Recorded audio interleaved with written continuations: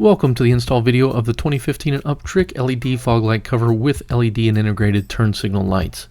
If you're like me, you want to make your Spyder F3 unique to you but not drill, cut, or modify anything to your ride to do so. So for me, anything plug and play is the way to go.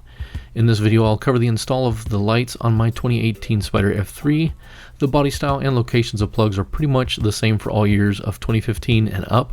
The only difference is that you will have to purchase a kit for your specific year of the F3 model, which will have some variations of connections.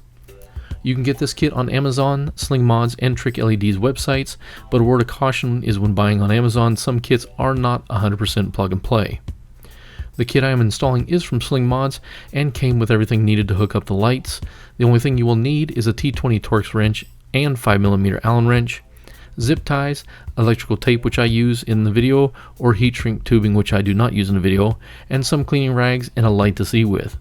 If you are new to the Spyder F3 and a beginner on installing lights, this is a good introductory install for you because it does not take a whole lot of technical know-how and is very easy and plug and play, so very limited on needing a whole bunch of tools. Hope you enjoy this install video.